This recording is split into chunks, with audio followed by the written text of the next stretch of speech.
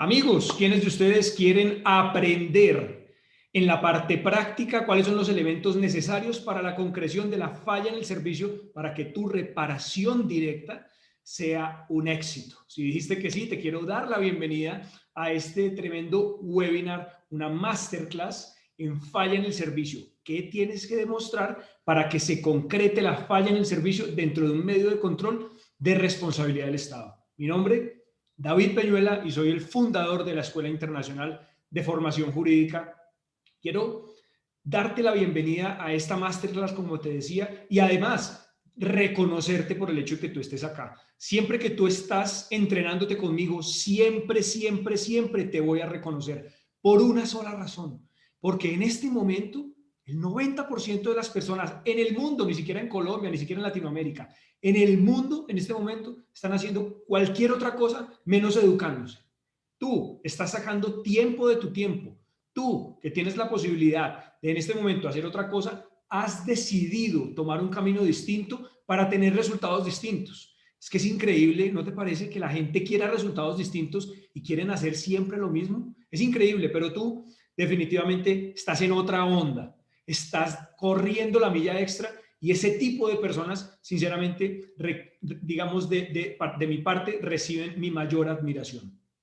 Por otro lado, agradecerte profundamente que saques este tiempo, que sé que es tiempo de tu tiempo, que tal vez lo podrías destinar para hacer otras cosas, para que te vengas a entrenar con nosotros. Te aseguro que durante el tiempo que vamos a estar acá juntos, por supuesto que te vas a llevar una gran información. Ahora bien, quiero proponerte lo siguiente. Estamos en plena virtualidad, pero la plena virtualidad, si bien tiene unas ventajas muy poderosas, también tiene unos elementos muy distractores. Es decir, en este momento fácilmente podemos tener seis redes sociales abiertas: Facebook, Instagram, Twitter, LinkedIn, correos, si tienes 4 correos. Entonces todo el tiempo vas a estar distrayendo, dividiendo tu enfoque en distintos puntos. Y tú crees que el multitasking seguramente te va a permitir tener eficiencia en cada una de esas tareas que estás haciendo, y la respuesta es no, my friend. Hay un montón de evidencia científica que demuestra que no existe esa eficiencia que se dice en el multitasking. Por eso te pido, ni siquiera por mí, por ti, regálate una hora para aprender información de nivel premium. Esta información que vas a recibir es la información que yo normalmente doy en las clases de posgrado. Así que aléjate del celular por un instante, una hora, aléjate del celular. Segundo punto, toma nota. Tomar nota es una forma en que la información se te quede grabada de forma más fácil en el cerebro. Así que deja tu celular allá, ponlo en silencio, desactiva todas las notificaciones, hazlo en este momento, regálate esta hora, esos 60 minutos para ti, para ti, para ti. Recuerda que tú estás haciendo lo que otras personas no están haciendo. Si estás haciendo multitasking, estás cayendo en la misma trampa de las otras personas. Regálate 60 minutos y en este momento ve por lápiz y papel, o si estás en el computador, pero lo mejor es lápiz y papel para tomar nota, porque la información que te voy a pasar, como te digo, es de gran valor. Para los que no me conocen, pero que me acabo de presentar igual, te voy a compartir un poco de mi perfil, porque hay personas que pudieron haber llegado acá porque el amigo de un amigo le dijo que es que un man iba a dictar una masterclass en falla en el servicio. Pucha, esa vaina me interesa, voy a ver qué es lo que pasa. Como te decía, mi nombre es David Peñuela y llevo 10 años en el litigio contencioso administrativo, en los cuales he ganado el 90% de mis casos, en los cuales le he ahorrado al Estado en condenas 16 millones de dólares cuando trabajé para el Estado, y en los últimos 5 años he liderado 2 emprendimientos muy fuertes: mi firma David Peñuela Oficina Legal y la Escuela Internacional de Formación Jurídica, un centro de formación que lo que te permite y lo que te quiere compartir es información, no la típica que te comparten en las universidades, sino lo necesario, lo que necesitas en la vida práctica para que cuando vayas y presentes una demanda tengas las herramientas para ganar. La teoría sin práctica no es absolutamente nada. Como te decía, llevo 10 años litigando, y en cuanto a mi parte académica, digamos que yo soy una persona académico-práctica. Tengo una especialización en responsabilidad y daño resarcible de la Universidad Externada de Colombia y tengo un máster en Derecho de Daños de la Universidad de Girona. Y durante los últimos 4 años he fungido como profesor de pregrado y de posgrado en las materias de responsabilidad del Estado, derecho procesal administrativo y técnicas de juicio oral. Y durante los últimos 3 años, cerca de 100.000 personas se han entrenado a través de la Escuela Internacional de Formación Jurídica de forma virtual y de forma presencial. Por mis clases han pasado cerca de 600 personas a las que he podido impactar. Entonces, esta era un poco mi presentación para que tengas claro, bueno, este tipo quién es. Dicho esto, y habiéndote dado la bienvenida, quiero que entremos de lleno al punto. Vamos a hablar de falla en el servicio. Pero para poder hablar de falla en el servicio, antes de eso, necesito darte un contexto, porque la falla en el servicio corresponde a un título de imputación que hace parte del último elemento de la responsabilidad del Estado. Con lo cual te quiero decir que si hablas de falla en el servicio, estás hablando de responsabilidad del Estado. ¿Listo? Entonces, lo primero es entender que estamos en el marco del derecho público. Segundo, del derecho administrativo. Y luego, estamos en el marco de la responsabilidad patrimonial del Estado. Con lo cual, para poder hablar de falla en el servicio, te decía, tengo que hablar de responsabilidad del Estado, pero además necesito definirte qué es responsabilidad del Estado. La masterclass pasada habíamos dicho, responsabilidad del Estado no es más que la obligación que nace en cabeza ¿de quién? Pues del Estado, porque si estamos hablando de responsabilidad del Estado, pues será en cabeza normalmente del Estado. ¿Y en qué consiste esa obligación? Consiste en reparar los daños causados a la víctima. La pregunta es, oiga, ¿todos los daños? Y la respuesta es no. Hay daños jurídicos o justificados y hay daños antijurídicos o injustificados. La responsabilidad patrimonial del Estado, así como la patrimonial privada, se encarga únicamente de reparar los daños injustificadamente causados a la víctima. Es decir, aquellos daños que según el artículo 90 de la Constitución, que es la cláusula general de la responsabilidad contractual y extracontractual en Colombia, se denominan antijurídicos. Sin embargo, si tú analizas el conjunto de palabras daño antijurídico, vas a encontrar que hay 2 palabras, daño antijurídico. Con lo cual no estamos hablando de un mismo tema, sino que son 2 puntos distintos que convergen, pero diferenciados. Habíamos dicho que la responsabilidad del Estado es la obligación que nace en cabeza del Estado consistente en reparar los daños injustificadamente causados a la víctima. La pregunta es, ajá, ¿y esa vaina cómo nace?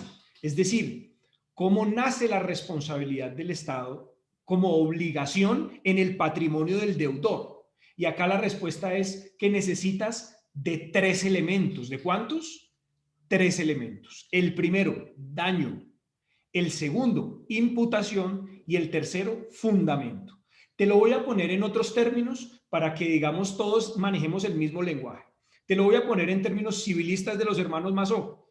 Daño, culpa o dolo y nexo causal entre culpa o dolo. Que básicamente, con la actualización de los términos, y no se trata de un tema denominativo únicamente, se trata de que el cambio denominativo tiene un profundo cambio conceptual, de lo cual es posible que hablemos más adelante en esta masterclass, que como te digo, daño, culpa o dolo y nexo entre daño y culpa o dolo corresponde a lo que hoy denominamos daño, imputación y fundamento. Ahora, también es posible que tú escuches teorías como que para que exista la responsabilidad del Estado se necesita nada más daño antijurídico e imputación, que esa es la teoría que maneja el Consejo de Estado y básicamente termina siendo lo mismo que se propone, digamos, en esta masterclass, que esta masterclass, digamos, es el resultado de mi, digamos que de mi pasado jurídico, de mi pasado académico en el externado y en la Universidad de Girona, y todo eso mezclado, digamos que yo tengo una influencia muy externadista en la medida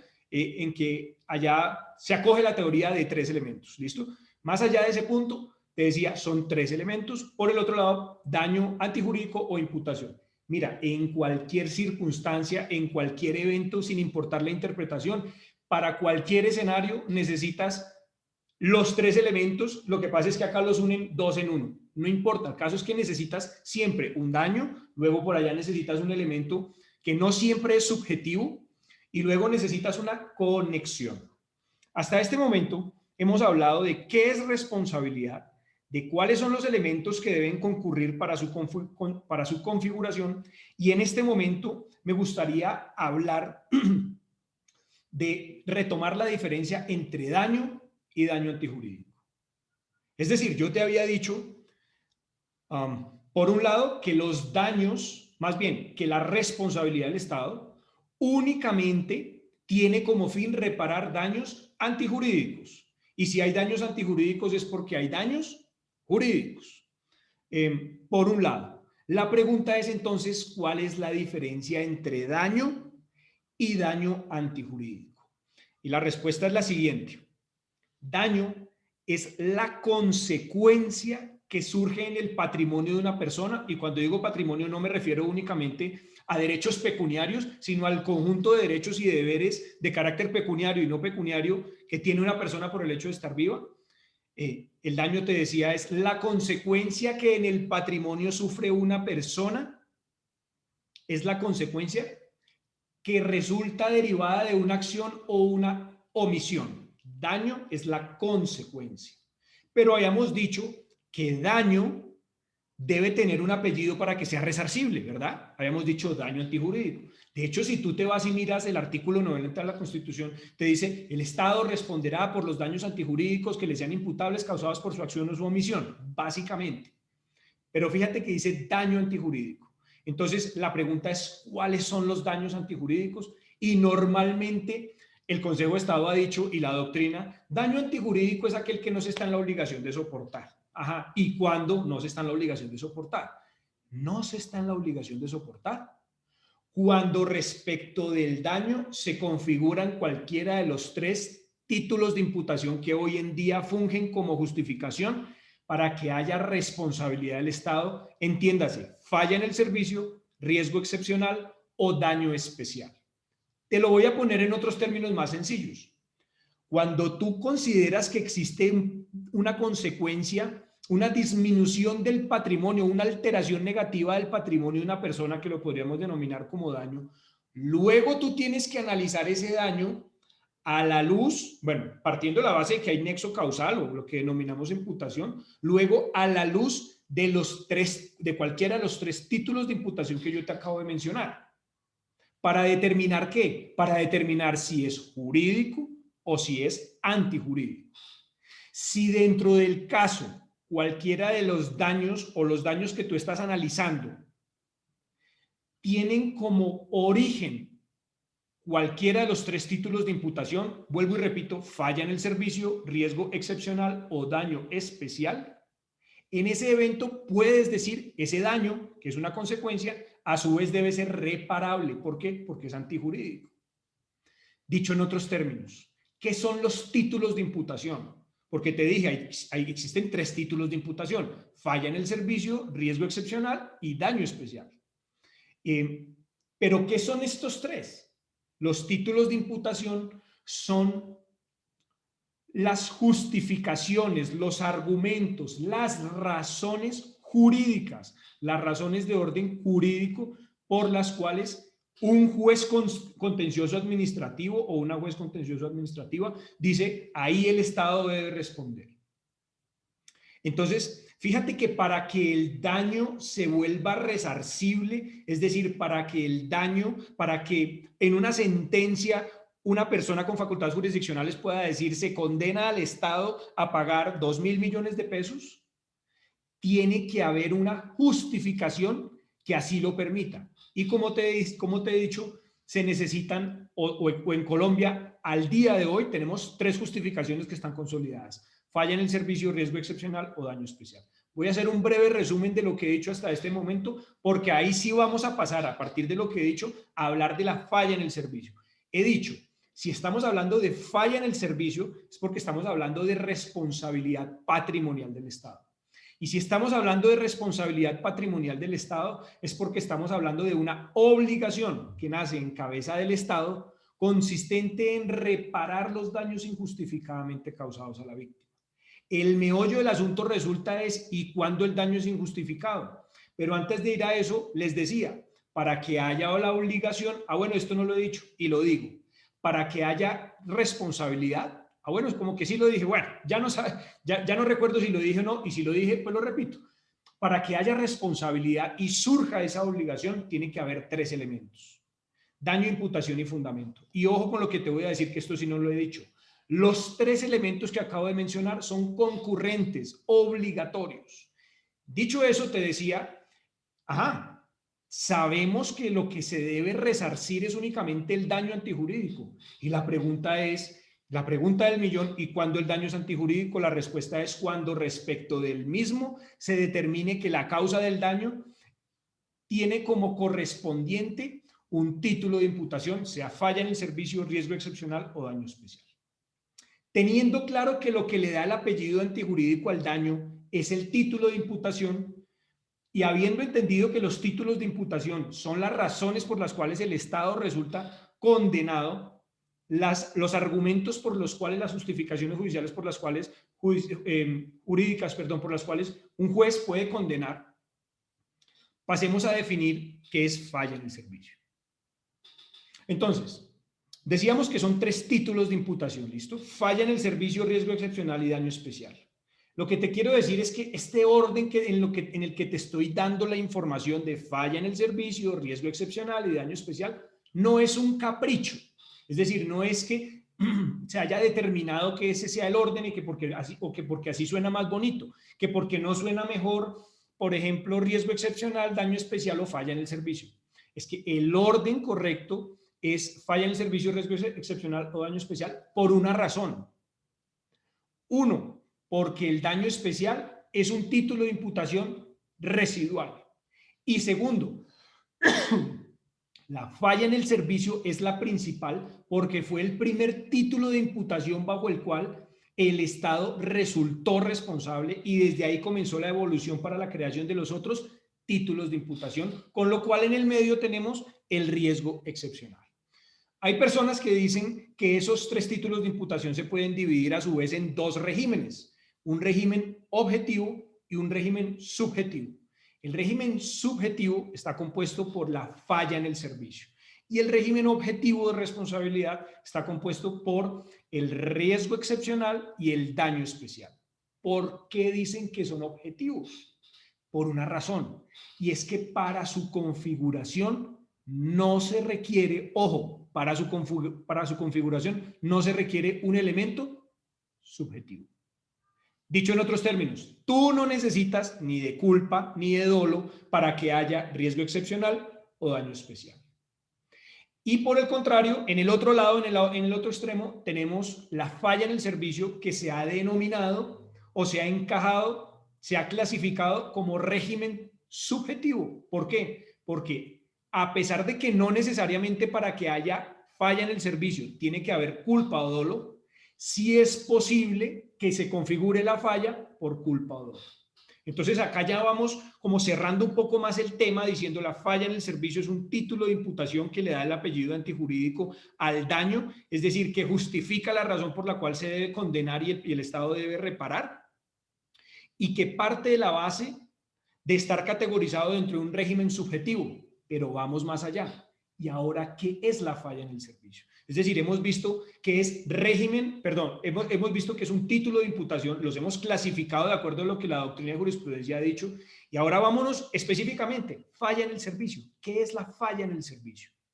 Es el incumplimiento de una obligación, es el incumplimiento de una obligación a cargo del Estado contenida en una norma preexistente al daño. Vuelvo y repito, se trata del incumplimiento de una obligación a cargo del Estado consistente, bueno, no consistente, contenida en una norma preexistente al daño, preexistente al daño. Entonces, fíjate que acá la falla en el servicio, mira la definición, una obligación contenida en una norma exigible al Estado, por supuesto, y preexistente al daño. Claro, el principio de legalidad, por supuesto que se debe respetar en la medida en que, pues a mí solo me pueden exigir lo que en su momento, al momento del daño, pues me era exigible. Lo que sucediera posteriormente, pues yo no puedo hacer un retroceso, un flashback para mirar a ver si es que yo tenía que responder o no. Entonces, se trata de una obligación. Y acá nuevamente volvemos a traer el término de obligación. Fíjate que el elemento, normalmente la génesis de esa obligación es la ley o la constitución. Porque ¿de dónde nacen las obligaciones a cargo de las entidades del Estado? Pues normalmente las leyes o de los decretos, es decir, de la norma, de la reglamentación que establece el legislador o el Ejecutivo a través de decretos leyes, de decretos legislativos o decretos reglamentarios. Y el legislador, pues a través de las leyes, ¿cierto? Entonces, como las entidades públicas se crean a través de leyes, pues entonces tú lo que tienes que ir a mirar es dónde está la fuente de la obligación que establecía que esa entidad tenía que hacer X o Y.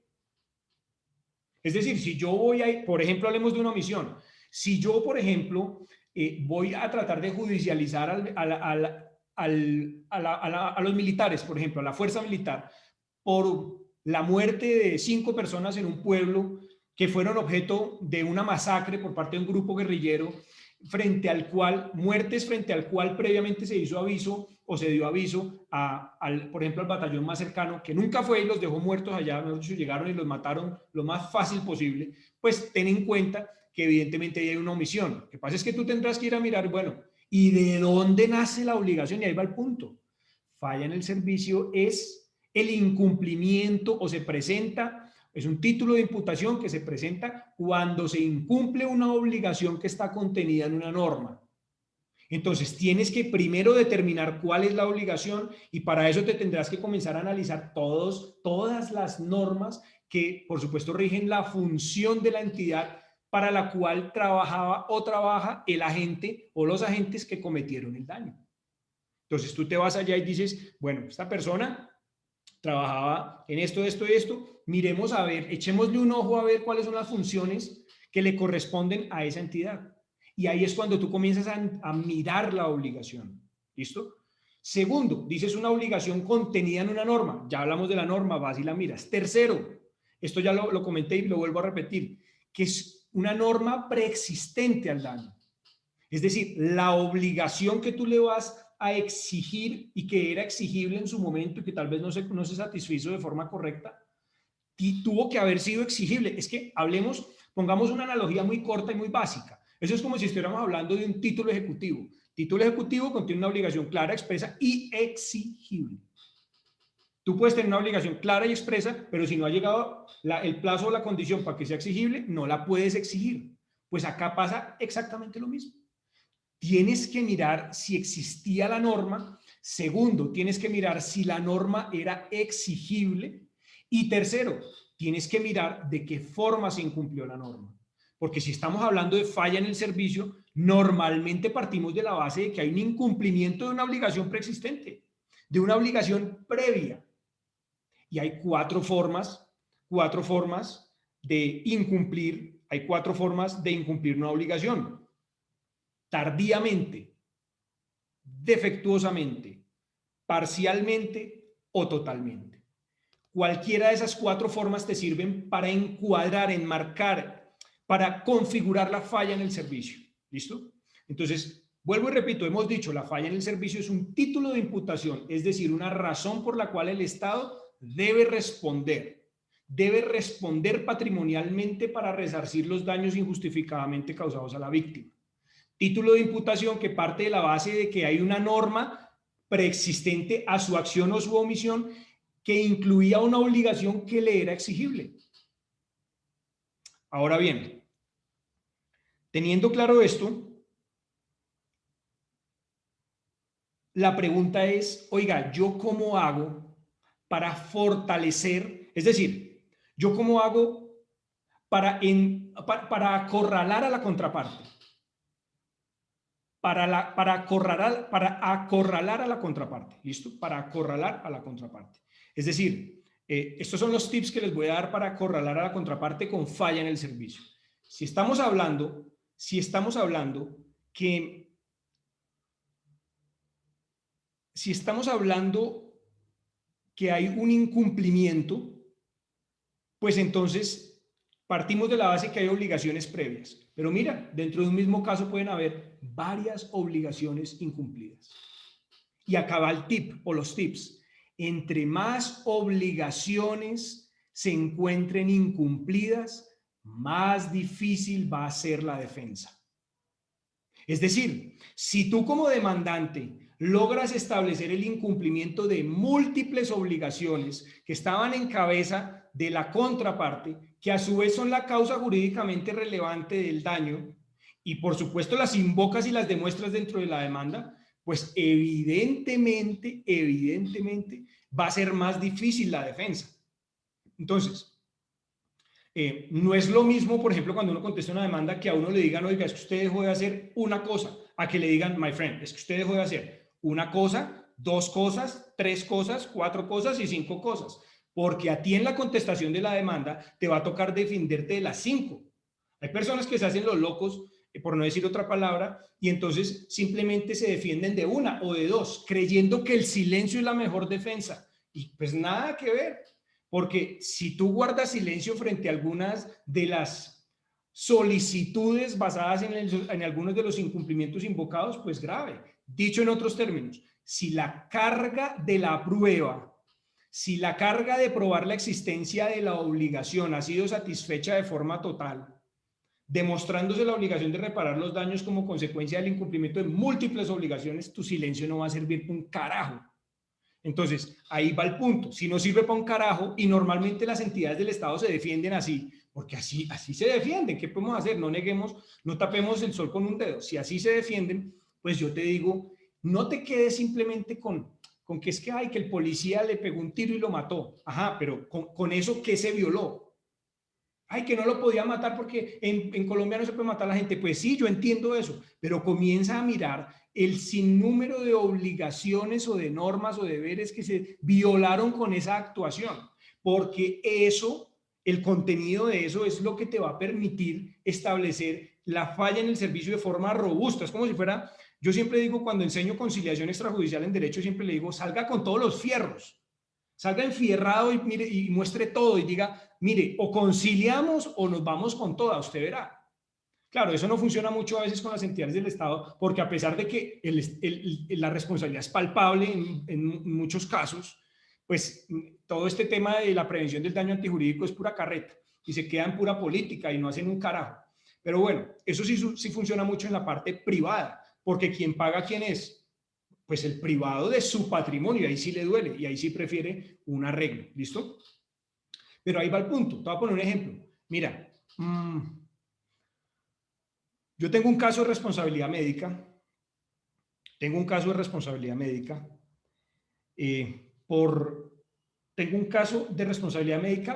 por la, no es la muerte, es por la lesión que sufrió una chica, no, de hecho te lo voy a poner así. Había una señora, bueno, no es señora, bueno, sí es señora, tiene como 40 años. Ella se mandó a hacer ahorita se me olvida el nombre, como la parostomía, bueno, ahorita no me acuerdo. Una intervención que lo que quería era quitarle unos quistes pequeñitos que tenía, o unas bolitas que tenía por allá, creo que creo que en el hígado. No me acuerdo ahorita en este momento muy bien cómo se llama la intervención, pero sí me acuerdo de lo siguiente, y es lo único que le tenían que hacer, digamos desde el punto de vista físico y de cicatrización y de cicatrices, era en el estómago le iban a quedar 3 puntos. Haz de cuenta como del diámetro del borrador de un lápiz, así o un poquito más ancho le iban a quedar como las cicatrices. Esos 3 orificios servían para 2 de ellos para introducir pues los instrumentos y el otro la cámara. Pero para abrir esos 3 huecos se necesitaba de un elemento que se llama trocar, que haz de cuenta que es como si fuera un taladro, pero para abrir personas, ¿listo? Así de sencillito te lo pongo para que lo entiendas. Entonces resulta que quien practicó la operación fue un médico que tenía 70 años de edad cuando estaba operando a la chica. 70 años de edad. Y resulta que comenzó a abrir los orificios, a hacer los orificios, y en una de esas aperturas, el taladro, el trocar, llegó hasta el fondo de la arteria aorta, que más o menos viene dando como en la parte de atrás, digamos que gráficamente, me perdonarán, yo no soy un ilustrador en el tema, pero sé que es profunda y que queda muy cerca de la columna vertebral. Por lo tanto, desde el abdomen hasta la parte de atrás tuvo que haber mucha presión y resulta que le lesionó la arteria aorta. Entonces, claro, en ese momento, ¿cómo se dieron cuenta? Porque la cámara se puso llena de sangre, no se podía ver nada y entonces dijeron, mierda, a esta vieja la jodimos. Entonces tuvieron que llamar a otra, ahorita no me acuerdo, pero tuvieron que llamar a otro médico para cambiar la finalidad de la cirugía, porque ya no era sacarle los quistes a la persona, sino era abrirla para sellar la arteria. Bueno, el caso fue que la chica sobrevivió. Y nosotros comenzamos a mirar varios, es decir, la primera pregunta era, venga, una persona de 70 años, ¿puede realizar una operación en donde la vida puede estar en juego? No hay ninguna norma que lo prohíba, porque así no el reglamento colombiano al día de hoy no lo dice. Pero sí por allá hay unas normas generales que dice que el médico no puede someter a un riesgo innecesario al paciente. Entonces la pregunta es, venga, ¿esto es un riesgo innecesario o no? ¿Por qué le cuento todo este rollo? Porque de ahí cuando comenzamos a mirar esa norma, se nos vino un montón de normas. Y normas y normas y normas que con esa conducta se incumplieron. Entonces, acápite de imputación. Cuando yo hablo, no, perdón, acápite de falla en el servicio. Cuando comencé a hablar de falla en el servicio, le dije, mire, my friend, primero, según la ley tal, usted tenía que cumplir esto, incumplida. Según la ley tal, usted tenía que cumplir esto, incumplida. Y le hice una lista de todas las obligaciones que se incumplieron. ¿Para qué? Para que el día de mañana, cuando contesten la demanda, pues tengan que contestar todas. Si no contestan unas, por ejemplo, si fueron 5 y contestaron 3 y con la contestación de las 3 anulan esas 3 pero dejan 2 vivas, por ahí se puede colar la falla en el servicio. Entonces, te decía, debes entender que entre más obligaciones haya para la concreción de la falla en el servicio, más posibilidades tienes de arrinconar a la contraparte. Es decir, más posibilidades tienes de ganar. Segundo, algo muy importante, entre más concreta sea la norma, es decir, la norma que incluye la obligación incumplida, entre más concreta, mejor. Porque entre más general se dificulta mucho el tema de la atribución de daños. Claro, por ejemplo, el Consejo de Estado ha condenado por responsabilidad del Estado con base en el artículo 2 o 3 de la Constitución, que dice por allá que el Estado debe garantizar o debe proteger a los colombianos en su honra, bienes, no sé qué, y todo ese rollo, ¿sí? Claro, pero es que eso es muy abstracto. No quiero decir que no se pueda, sí se puede, claro, pero entre más concreta sea la norma que establece la obligación, mucho mejor, porque lo único que usted tendrá que hacer es que comparar el estado de cumplimiento de la obligación con la realidad. Es decir, si se quiere incluso, usted podría hacer un cuadro comparativo en el que se establece la obligación que se tenía que satisfacer, la actuación y el resultado de esa actuación, con lo cual usted está contrastando la obligación con el resultado. Y si el resultado es incumplimiento, ahí está. Ahí está el incumplimiento de la obligación. Y entre más normas usted invoque como incumplidas en ese tríptico que yo le digo, pues mucho mejor, tanto mejor. ¿Listo? Entonces, muy importante que hagan ese tipo, que no se queden como, ay, no, que es que lo mató. No, sí lo mató, pero vaya y mire el acápite de normas que pudo haber violado, porque eso es lo que le va a dar a usted robustez. Le decía, entre la obligación sea más concreta, mucho mejor. Entonces, trate de buscar esas, mire, muchas veces las obligaciones están en los decretos, sí, en las leyes, sí, pero también otras veces está, por ejemplo, en circulares internas. Entonces, vaya y busque sobre el tema, obviamente circulares internas de la entidad a la que usted va a mandar. que hablan sobre el tema. Venga, es que usted tuvo que haber hecho esto, usted debió haber hecho esto, usted no sé qué, los militares tuvieron que haber, sí, ese tipo de cosas, entre más concreto, mucho mejor para efectos de la concreción de la falla en el servicio. Siguiente punto, vamos a hablar de nexo de causalidad. Es decir, hasta este momento que hemos dicho que vamos a hacer un barrido muy rápido sobre lo que hemos hablado. Hemos dicho, bueno, falla en el servicio corresponde a un término que se da en el marco de la responsabilidad del Estado. Responsabilidad del Estado entendida como obligación en cabeza del Estado, por supuesto, consistente en reparar daños injustificadamente causados a la víctima. Obligación que para su, digamos, emergimiento requiere de 3 elementos. Daño, imputación o fundamento, o si tú quieres manejar la teoría del Consejo de Estado, pues simplemente le pones daño antijurídico e imputación. Digamos que reunidos esos elementos, como te decía, nace en cabeza del Estado la obligación de reparar los daños injustificadamente causados a la víctima, ¿cierto? La prestación de esa obligación es la reparación de los perjuicios. Pero para que ese perjuicio se deba reparar, es decir, para que el daño se llame antijurídico, pues tenemos que analizar el daño con la lupa de los títulos de imputación. Títulos de imputación que son falla en el servicio, riesgo excepcional o daño especial.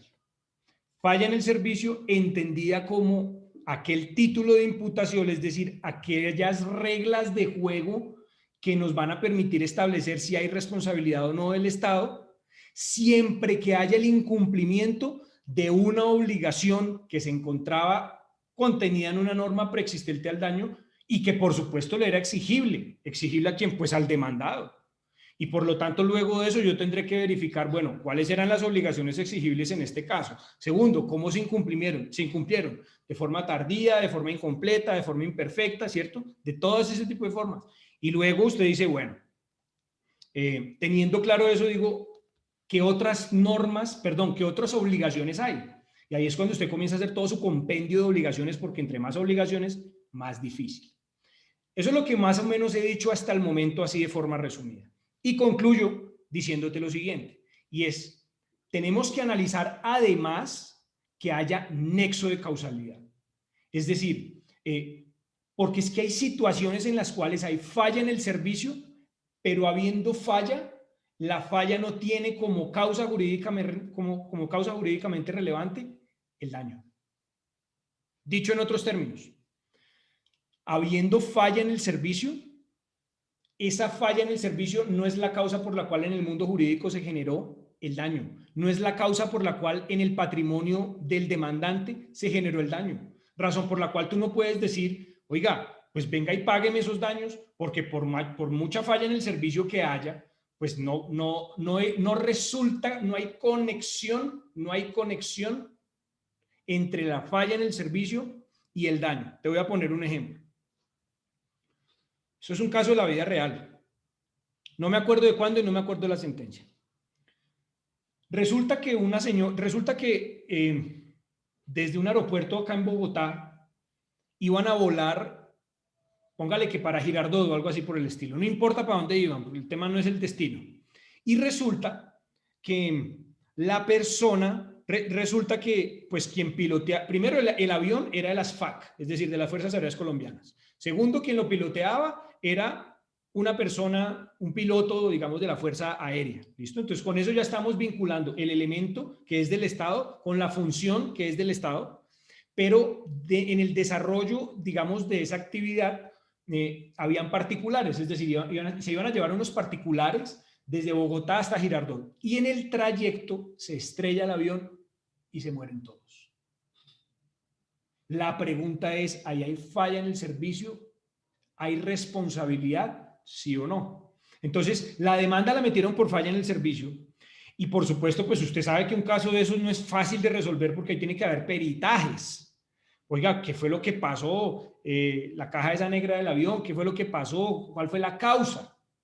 Y determinaron durante la investigación que desde la salida del avión hasta el accidente hubo una serie de incumplimientos, ¿sí? Por parte de la aeronáutica civil, que no tenía los permisos que dieron, no se dieron con base en los requisitos mínimos, bueno, no tenía casco, un montón de cosas. Pero la pregunta es, listo, hay falla en el servicio, pero un momentico, ¿ellos murieron porque el piloto no se puso un casco? ¿Ellos murieron porque no se pusieron un chaleco reflectivo, por decir cualquier cosa? Y llegaron a la conclusión de que si bien había falla en el servicio, la falla en el servicio no había generado los daños, no tenía la virtualidad de generar esos daños. Por lo tanto, por mucha falla en el servicio que hubiera, no había responsabilidad, porque habiendo daño, habiendo título de imputación, el uno no corresponde con el otro. Por eso te invito a que investigues y aprendas sobre el tema de cómo detectar la causa jurídicamente relevante. Este es un tema que abordamos a fondo en la clase de responsabilidad extracontractual del Estado o en la certificación de litigio extracontractual del Estado. Ahí te enseño cuál es la forma en la que tú detectas la causa jurídicamente relevante. Entonces tienes que tener mucho cuidado porque además de que haya falla en el servicio y además de que haya daño, tú tienes que verificar que efectivamente haya lugar a la conexión entre lo uno y lo otro. Segundo elemento en relación con la conexidad. Tiene que haber conexión entre la acción u omisión del agente del Estado y la prestación del servicio. Porque si estamos hablando de la responsabilidad patrimonial del Estado, tú tienes que entender que la responsabilidad patrimonial del Estado se compromete por la acción u omisión del agente del Estado. Que si bien es una responsabilidad patrimonial, digamos, del Estado, no individual personal, hablando de la patrimonial del Estado, tú no vas a demandar al policía, al bachiller que te pegó, que te metió un bolillazo, que te pegó con un perdigón en la cabeza o te dejó ciego, porque te pegó en los ojos. No, tú demandas es a la policía. Pero entonces, una forma de excluirse de la responsabilidad del Estado es determinar si efectivamente la actuación del Estado se da dentro del marco de la prestación del servicio. Porque el policía puede ser muy policía, pero si estaba actuando fuera del marco de sus funciones, pues no podría ser, digamos, objeto de responsabilidad el Estado, pero sí el patrullero. Y por eso es tan importante que tú te entrenes en este tipo de elementos, porque mira lo que te puede pasar. Fácilmente tú dices, ay, sí, yo asumo ese caso, ay, mira, y haces la cuantificación del daño y dices, mire, ¿usted cuántos hermanos tiene? No, mire, esa persona tiene 6 hermanos, mejor dicho, una familia así grandota. ¿El papá y la mamá están vivos? Sí. ¿Tiene esposa? Sí. Y el peladito tiene otros 3 hijos. Entonces tiene 6 hermanos, 2 papás, 3 hijos y una esposa, mejor dicho, ahí como 12, 15 personas. Tú dices, uy, pucha, desde el punto de vista del daño moral, aguanta. Oiga, que cuánto perdió en capacidad laboral por el pepazo que le metieron en la cabeza y que lo dejó ciego. Uy, hermano, perdió el 50%. Ah, ya sabes que puedes pedir lucro cesante futuro por el 100%, no por el 50%, sino por el 100%. Porque si es igual o superior al 50%, la regla es que puedes pedir el 100%. Y se trata de una persona que tiene 35 años. Tú dices, uy, pucha, estamos hablando de una persona que según las tablas de morbilidad tiene una expectativa de vida de, no sé, 50 años más. Uy, ese caso aguanta. Económicamente hablando, aguanta. Es decir, uno como litigante, uno dice, pucha, pues claro, yo cobro entre 35, 40, 45% de cuota litis. Se puede cobrar hasta el 50%. Tú verás cuánto cobras. Si quieres cobrar el 10, cobra el 10. Yo no cobro menos del 35%. Y entonces el punto es ese, uno dice, bueno, listo, bacano. Y uno a veces como que se deslumbra por ese cálculo, que además lo tienes que hacer cuando escuches el caso. Uno dice, bueno, venga, ¿usted cuánto es que usted, cuántos hermanos tiene? Y uno comienza a hacer la tabla y tal, pucha, y uno multiplica los salarios mínimos y dice, sí, aguanta. Y multiplica eso uno sacándole sus honorarios y aguanta. ¿Listo? Oiga, típico, esta vaina, esa es la segunda vez que me pasa en un webinar, en un Facebook Live que suena el citófono. Espera a ver si no molestan más. Bueno, y entonces, les decía, entonces uno se emociona, claro, pero emociónese, pero luego vaya y mire, venga, existe conexión entre la actuación de la gente, existe conexión entre la actuación de la gente y el servicio prestado por el Estado. Porque si no, continuando con el ejemplo, le puede pasar lo siguiente. Y es que usted hizo un cálculo muy bueno, pero en términos de imputación o de nexo con el servicio, perdón, pero la cagó. La cagó porque habiendo responsabilidad usted se la está exigiendo a quien no tiene esa facultad. Y ahí habría falta de legitimación de la causa por pasiva.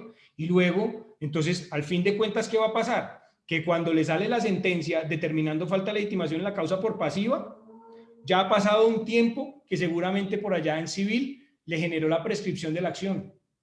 Y si no le pasa eso, tenemos otro problema más grave. Puede que la caducidad esté vigente, pero ¿de dónde un bachiller va a sacar 1.000 millones de pesos para pagar? Y ahí usted se metió en un rollo de 5 años, 6 años, metiéndole la ficha, ganó, bueno, no ganó, realmente no ganó porque en contencioso perdió, y luego va a meter el otro, ¿y con qué le van a pagar? Estas herramientas prácticas de cómo saber si usted se mete en un caso o no, son las que se enseñan en la certificación de litigio extracontractual. Entonces, esos son los elementos que, entre otras, usted tiene que tener, por supuesto, en mente. Y con esto, bueno, y finalmente decirle que la falla puede ser anónima. La falla en el servicio puede ser anónima. Es decir, no necesariamente usted tiene que determinar que fue Juan Pérez, el bachiller identificado con número tal acá, el que causó la muerte o la ceguera. No, basta con que se demuestre que fue un agente del Estado para que haya falla en el servicio. Amigos, con esto termino la intervención de hoy sobre falla en el servicio y me gustaría escucharlos sobre preguntas. Ahí veo que hay varias preguntas y bueno, voy a mirar quién tiene la manito levantada. Denme un segundo, por favor.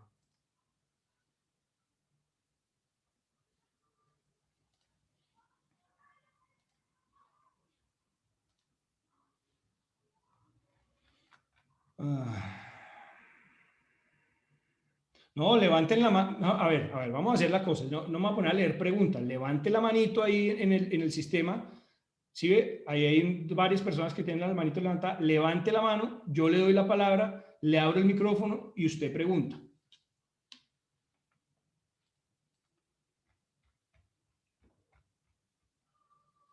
A ver.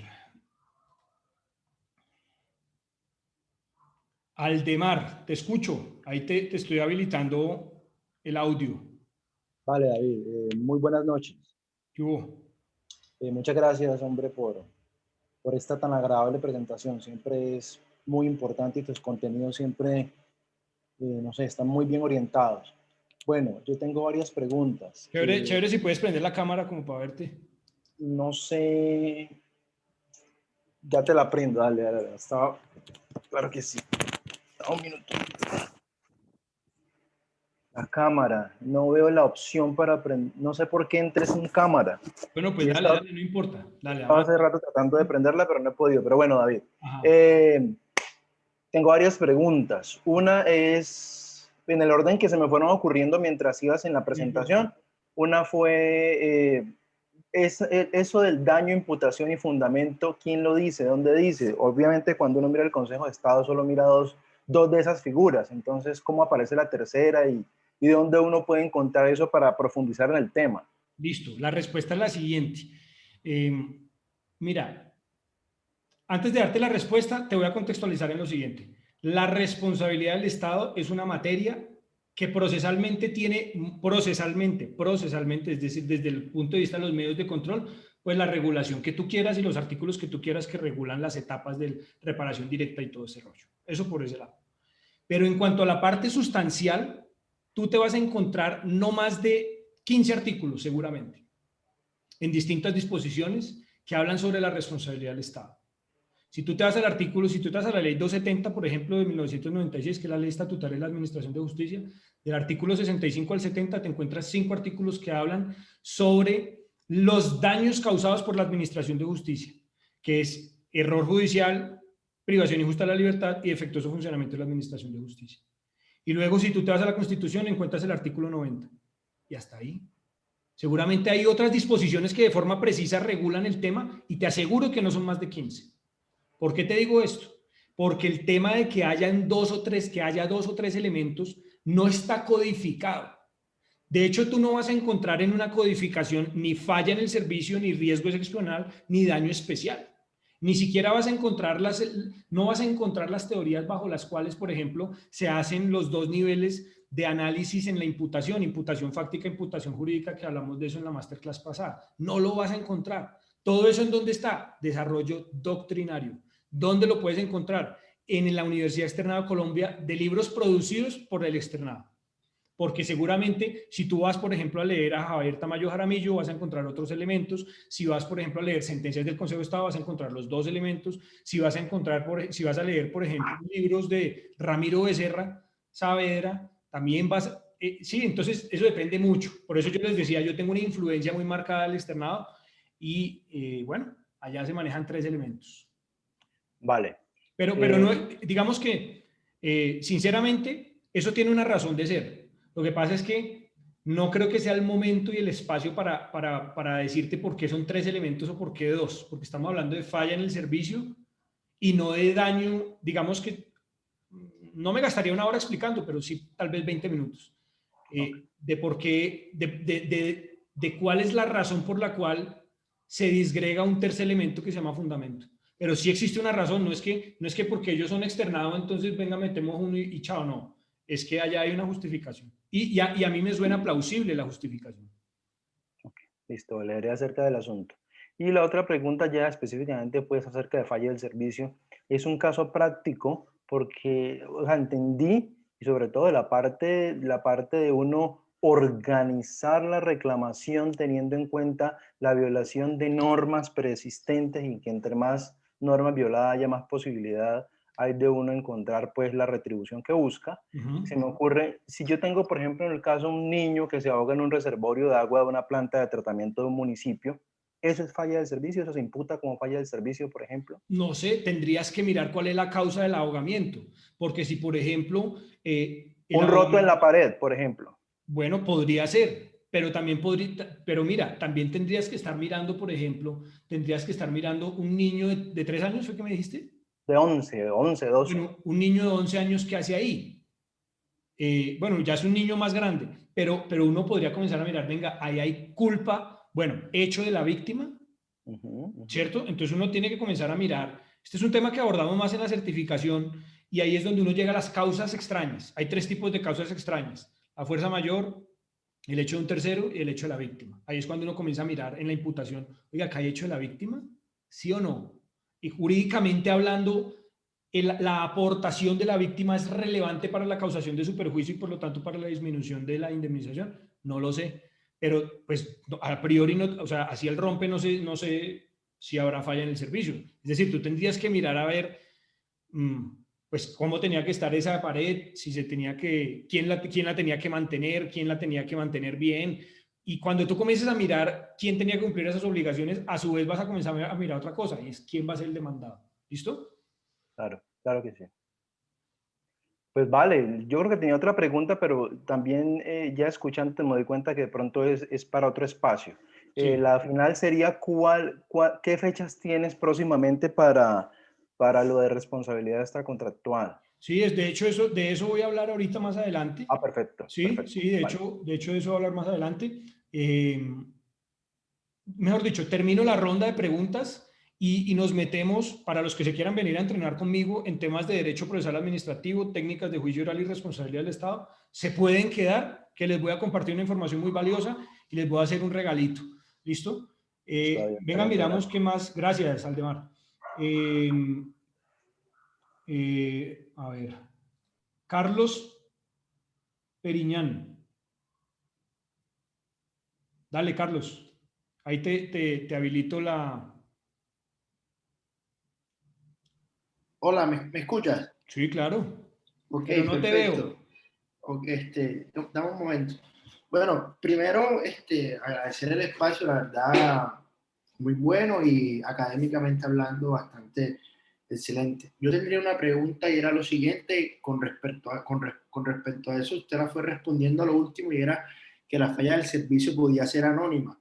Entonces, por lo menos en un caso procesal tenemos que un policía acciona un arma que no es de su dotación prestando un servicio, pues yendo a cumplir con una labor en una zona específica, pero de pronto, pues en el área penal, por decirlo así, no se ha identificado, no se ha individualizado la captura o a la persona, no tendría nada que ver, no habrá una conexidad una con la otra, en virtud de que lo que hay que demostrar es que efectivamente fue un agente del Estado quien hizo la falla del servicio. Sí, siempre y cuando sea dentro de las funciones cumplidas. Mejor dicho, es que mira, ahí hay varios elementos que determinan si hay conexidad o no con el servicio. Uno de ellos es, por ejemplo, uno de ellos es que el daño se desarrolle con ocasión del desarrollo de la prestación del servicio. Si, para ponerte un ejemplo práctico, si el man estaba en su labor de patrullaje, lo que sea, y le tocaba, por ejemplo, un turno de 16 horas seguidas, y dentro de ese turno se generó el daño, y el daño tiene como consecuencia el desarrollo de sus funciones, ese digamos que es el criterio que actualmente se maneja para atribuir, para que haya conexidad con el servicio, más allá de que el arma sea de dotación o no. Es decir, si bien uno de los elementos para justificar que el Estado estaba prestando un servicio es que el arma con la que se cometió la muerte era del Estado, si bien esa podría ser una forma, que ese es digamos que ese es un punto, digamos, de elemento como tal físico. Lo mismo pasó en algún momento de la historia de la responsabilidad con los carros, por ejemplo. Si con un carro del Estado se cometía un perjuicio, llevaba. ¿Por qué? Porque era el Estado, punto. No se miraba si es que estaba prestando un servicio y demás. Tú podrías generar responsabilidad. Entonces, tendrías que mirar si el patrullero o el policía que mató a la otra persona estaba en la prestación de su servicio. Eso es lo importante, que se determine, no tanto en lo penal, sí en lo contencioso. En lo penal, tú puedes mirar a ver qué te sirve, porque recuerda algo, la responsabilidad penal es individual y personal, la responsabilidad del Estado es patrimonial, que si bien tienen una conexión en cuanto a que lo que se analiza es la actuación de la gente, sí, pero mira que al final respondes otro, pero tienes es que mirar que lo que vas a pasar de lo penal a lo contencioso sirva para que el Estado sea responsable, porque si no, no te va a servir de nada. ¿Listo? Perfecto, exactamente eso, entendiendo que en el penal la responsabilidad individual.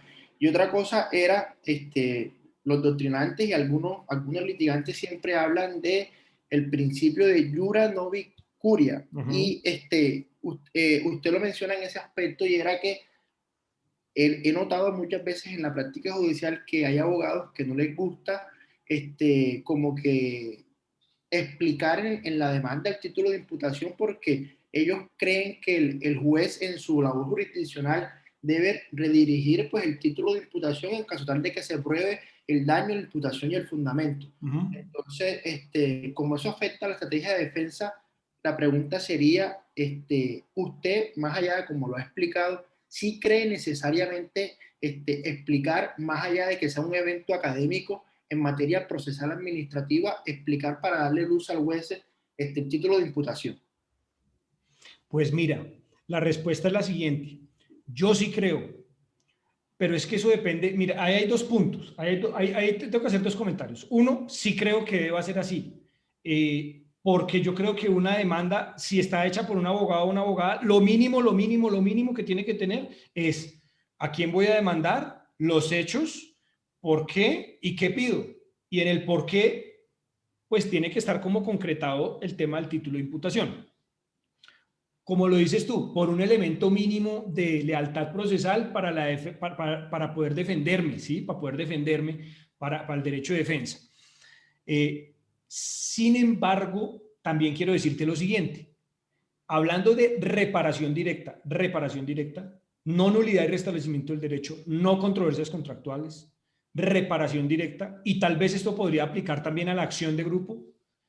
La reparación directa se llama directa, entre otras, porque al margen, o más bien, salvo la conciliación extrajudicial en derecho, tú vas directamente ante la entidad a reclamarle.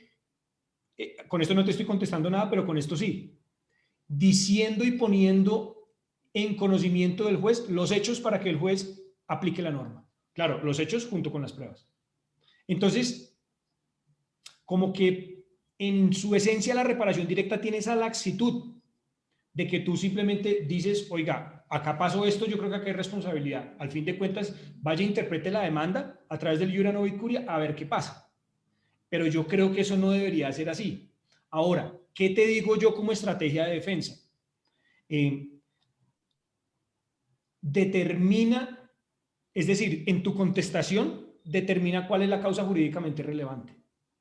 Porque es que determinar la causa jurídicamente relevante es determinante para saber yo cómo me voy a defender. Es decir, luego de que yo determino la causa jurídicamente relevante, luego la comienzo a comparar con los títulos de imputación. Y por ejemplo, si hay una falla en el servicio, ha quedado clarísimo que por más de que haya un accidente de tránsito en donde se adelantaba una actividad riesgosa, por más de que se tratara de una actividad riesgosa, riesgo excepcional no se va a aplicar.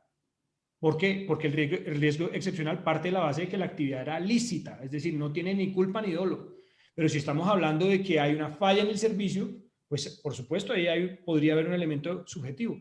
Entonces, a lo que voy es, tienes que, en la contestación de la demanda, ser muy, muy hábil para decirle al juez, oiga, esto tiene pinta de falla en el servicio, pero vea que no. Y ahí tienes que entrar a defender la falla en el servicio con los elementos que ya conoces. Ok, perfecto, pues todo muy claro. Muchas gracias. Gracias. Vamos con Giovanni Villa.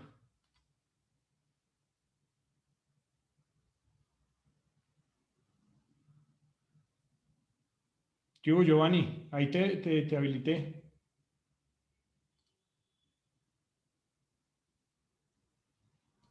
Aló. Sí, ¿qué hubo, Giovanni? Doctor, ¿cómo está? Bien, ¿Cómo me le va? gracias. Bueno, un saludo para todos. Muchas gracias, doctor, de nuevo por este espacio tan importante para todos los que nos gusta este tema de la responsabilidad estatal, como es en mi caso, ¿sí? Y pues que tuve el honor de ser su alumno también. Doc, una preguntita. Viendo un caso de reparación por privación injusta de la libertad, ¿sí? En donde la víctima, ¿sí? Fue, fue absuelto bajo el principio del indubio pro reo, ¿sí? Sin embargo, digamos que los hechos que la fiscalía utilizó para la imputación, ¿sí? Se basaron, y hice el fallo tanto de primera y en segunda instancia lo confirman, ¿sí? Se debió a como un falso positivo judicial, digámoslo así, y tal vez así un poquito lo expresa el juez, ¿sí? Como de la maldad, la malicia del investigador de querer involucrar a una persona en un proceso penal. ¿Sí? Allí, pues, podría uno pensar que podría encuadrar en un error judicial, en una falla en el servicio, o definitivamente, como dice la jurisprudencia, sería el título de imputación sería el daño especial por ser por la causa del indubio pro reo, ¿no?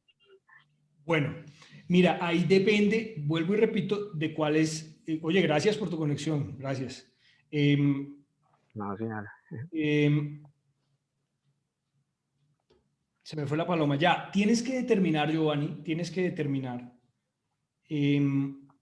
cuál es la causa jurídicamente relevante. Y esto implica que tú tienes que mirar, eso implica que tú tienes que mirar si el proceso, si la captura y la privación de la libertad se dio en principio todo de forma correcta.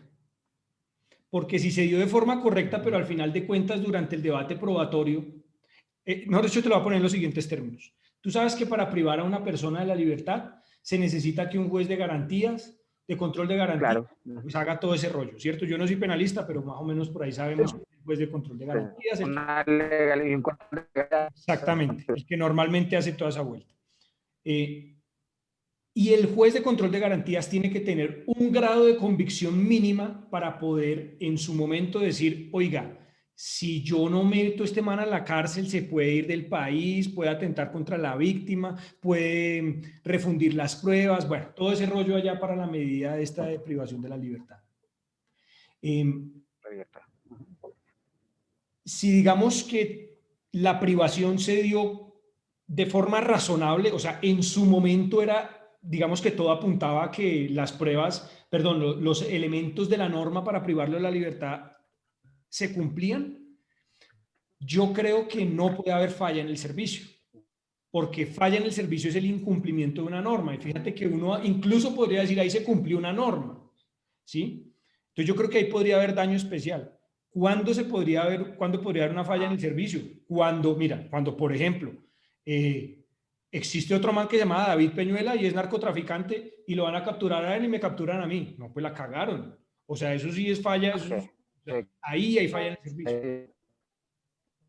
Ok, perfecto. ¿Listo? Claro, a todas las... espero que continuemos en esta jornada. Bueno, gracias Giovanni. A ver, un momento. Vamos con, no sé cómo se pronunciará, Irson Leal, ¿será? Irson, te escucho. Buenas tardes, doctor, ¿cómo está? Bien, muchas gracias. ¿Y tú? Muy bien. Doctor Peñuela, yo la verdad estoy empezando hasta ahora con el tema de responsabilidad del Estado y me queda la duda en el aspecto subjetivo, ¿sí? De la falla de servicio, porque usted planteaba que puede presentarse el dolo y, sí, el dolo y la culpa, ¿sí? Entonces quisiera esa partecita como que me aclare por qué circunstancias se podría solamente y no es requisito obligatorio en esa parte. Ya te entiendo, o bueno, creo entenderte la pregunta. Tú me preguntas que yo por qué en su momento mencioné que podría ser por dolo o por culpa, pero también podría haber falla en el servicio sin dolo o sin culpa. No. La pregunta es si es obligatorio la culpa y el dolo por la parte subjetiva. Listo, dos comentarios. Listo. Dos comentarios. El primero, no es que necesites la culpa y el dolo. Podría funcionar o concretarse la falla en el servicio con culpa o dolo, que son cosas distintas. Segundo, no es obligatorio que haya culpa para que haya falla en el servicio. Sin embargo, esto que te voy a decir es un caso sui generis. O sea, esta vaina pasa, pero de una en un millón. Y es cuando habiendo incumplimiento de la obligación, el incumplimiento se da sin un elemento subjetivo. Te voy a poner un ejemplo. Hay dos puntos específicos que implican que podría haber falla en el servicio y que incluso no podría haber responsabilidad, y es cuando una entidad, teniendo que, por ejemplo, practicar, pues te voy a decir cualquier cosa, practicar, por ejemplo, una intervención quirúrgica. Lo que pasa es que esto en relación con la vida no funciona mucho, pero supongamos que es un hospital y el hospital, hablemos del COVID, ¿listo? El hospital es un hospital de segundo nivel. Resulta que el municipio y la gobernación se han comido la plata durante los últimos 5 años y no le han pasado plata al hospital. Es un hospital público, es un S, ¿listo? Y resulta que pues pasó todo este tema de la pandemia y tenían 10 camas. No tenían unidad de cuidados intensivos, por un lado. Por el otro, tenían 10 camas. Y resulta que llegó este tema del COVID y no tuvieron el músculo ni financiero ni humano ni de equipos para poder enfrentar este tema. ¿Hay un incumplimiento de una obligación? Sí, claro, porque se supone que ese hospital debería estar al menos, no sé si con una UCI, pero sí como con unos elementos mínimos y básicos para atender a una persona al principio y luego remitirla a un hospital de otro nivel. En caso de que por algún motivo el hospital diga, es que un momento, es que la gobernación es la que me tiene que girar a mí, no me giró, no me ha girado, lleva 5 años comiéndose la plata, fíjate que hay un incumplimiento, una obligación, sí, pero no es con culpa. Incluso ahí te puedes eximir de la responsabilidad. ¿Listo?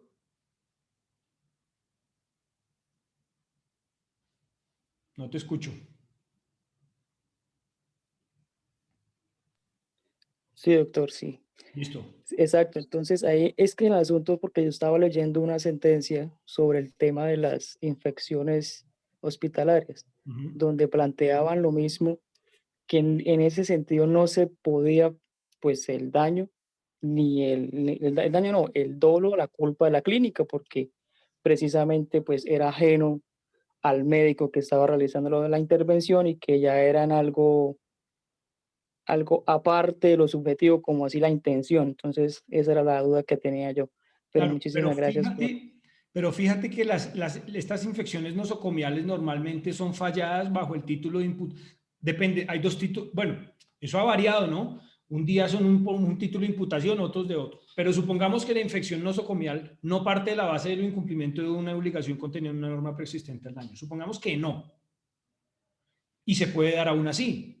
De hecho, muchas de las infecciones nosocomiales se dan así. Oiga, es que yo estuve en un hospital, se cumplieron todos los protocolos de bioseguridad, esa gente se lava, se pone caretas de todo y se le pegó la infección al paciente o al visitante, no hay nada que hacer. Entonces ahí, fíjate que no puede haber título de imputación de falla en el servicio, sino o riesgo excepcional o daño especial. Riesgo excepcional, si tú consideras que la actividad médica es actividad riesgosa, o daño especial en la medida en que, pues, por un tema de solidaridad y del desequilibrio en la igualdad de las cargas públicas, tú asumiste un daño normal y grave. Pero fíjate que no necesariamente, es decir, cuando en esa sentencia tú leíste que hay un daño desprovisto de un elemento subjetivo, no puede haber falla. El título de imputación ahí tuvo que haber sido otro. Gracias, Irson. Listo, doctor. Y nos vamos finalmente con Fabián Franco. Fabián, te escucho.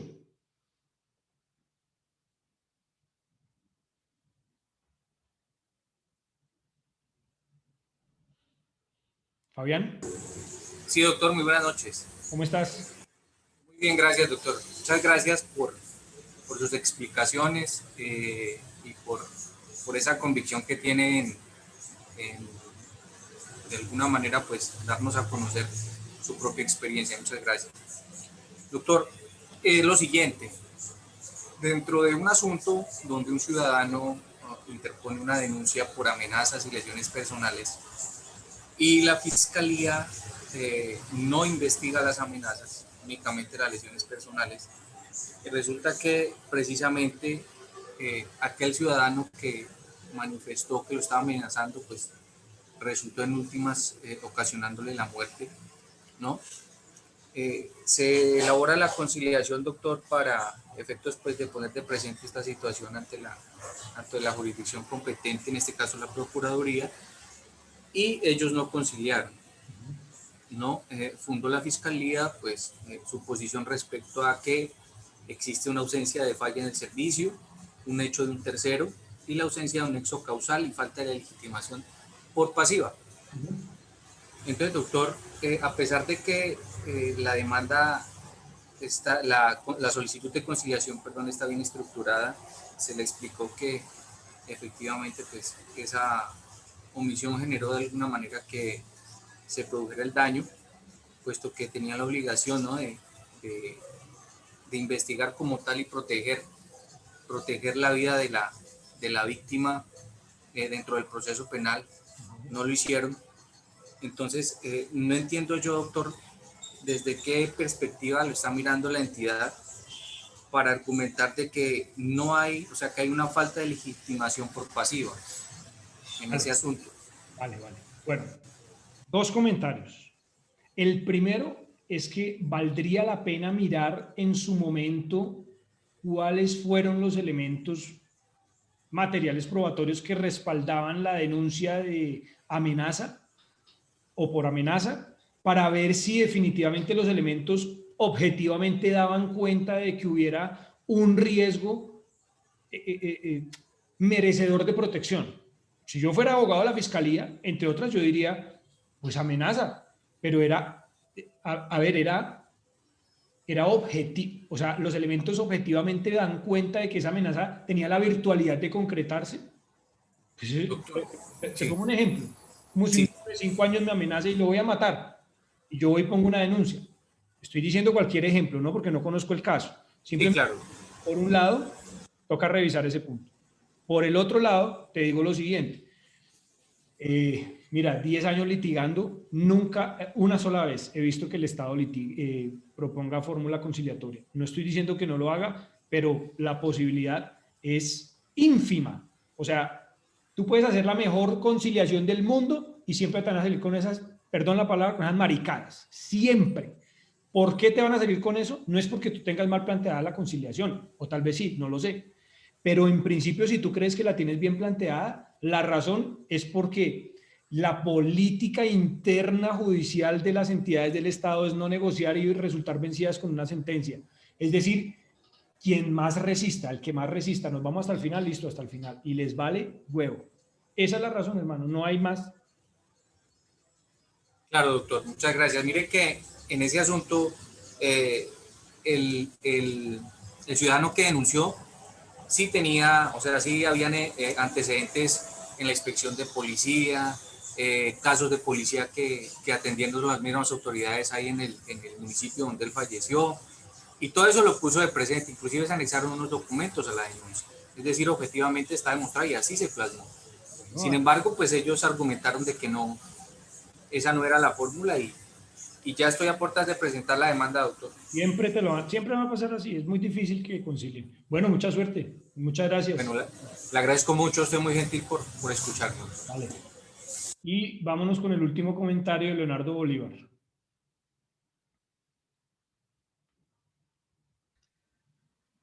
Buenas noches, ¿me escucha? Sí, hermano. ¿Qué hubo? ¿Cómo está, doctor? ¿Cómo vas? Doctor, pues agradeciendo el espacio que usted pues, nos da con su grandioso conocimiento. Hay un asunto es respecto a lo que usted estaba comentando, pues que hablando sobre el tema de las varias obligaciones que pues obviamente uno tenía que entrar a buscar y determinar el tema de la falla del servicio en un asunto y es el siguiente, que es una persona que asesinó a otra. A esta persona la cogieron en flagrancia, ¿sí? La detuvieron, iniciaron el respectivo proceso penal, toda la cuestión. Esta persona era de ciudadanía de nacionalidad venezolana y esta persona, ¿Tiene el pues, muerto? no, ¿O el asesino? el asesino. Ajá. Entonces, esta persona y pues con varios presos, pues obviamente en el respectivo proceso penal ya tenía detención preventiva de la libertad, ¿sí?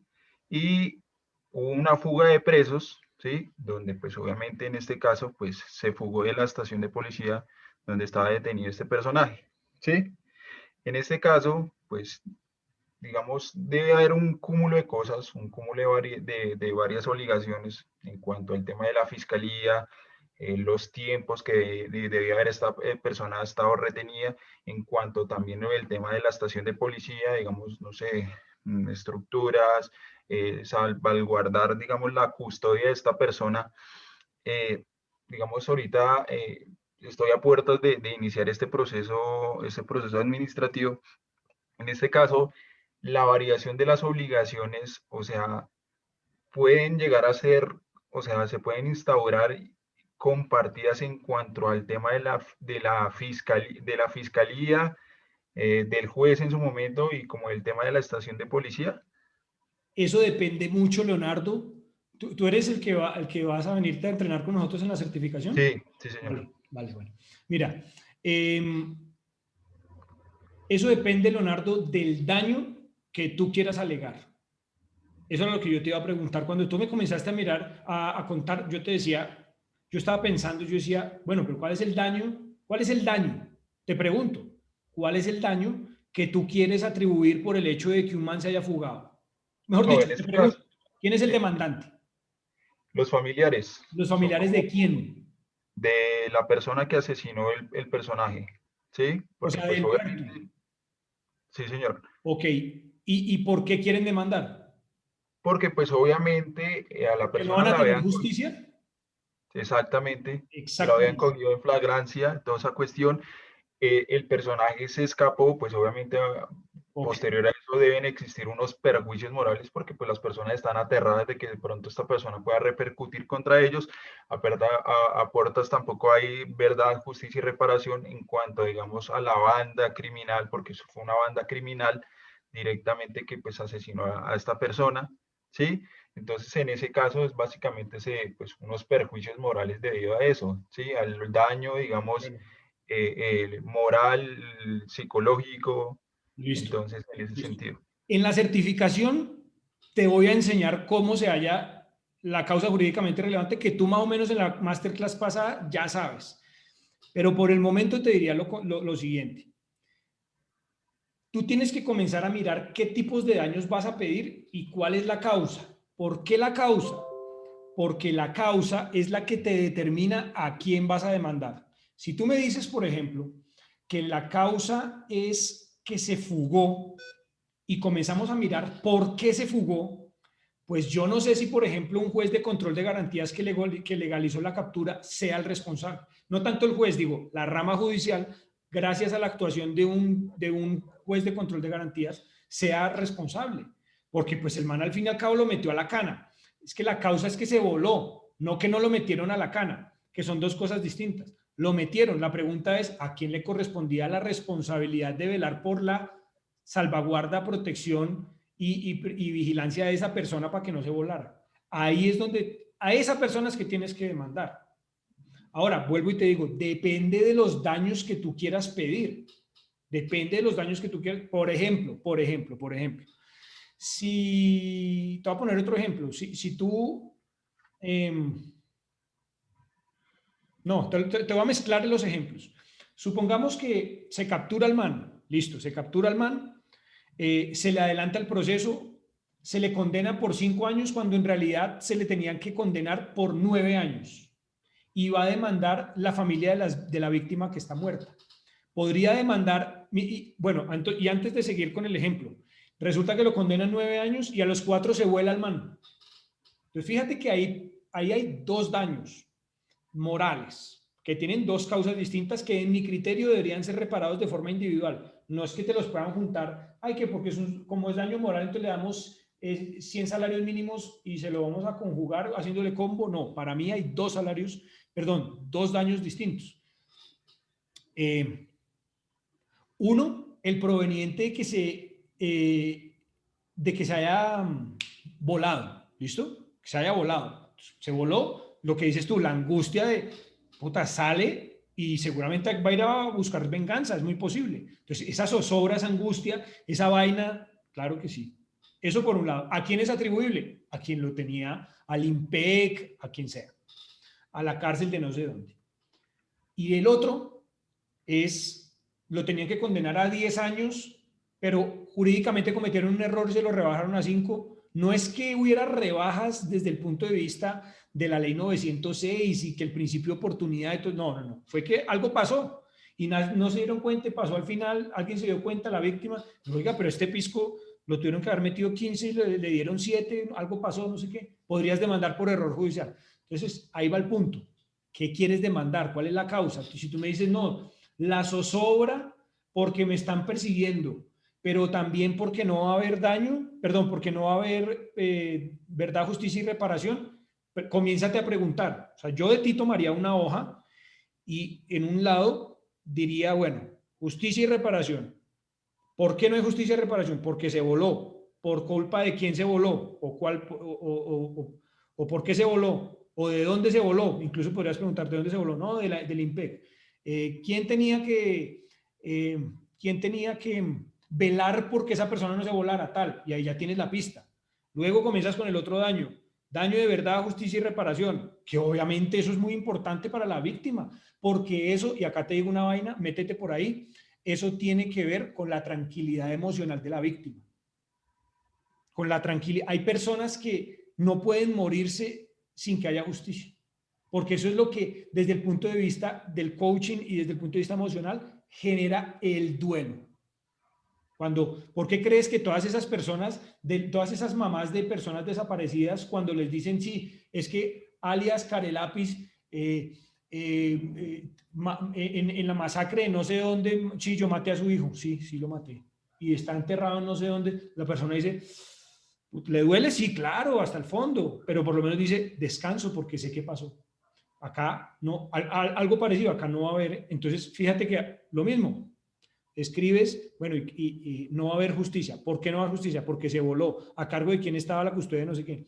Y de hecho, eso lo enseño, digamos que más a la minucia, allá en esa certificación. Y yo normalmente en las demandas digo, hago una cápite que se llama imputación definitiva y hago preguntas para generar encerrona.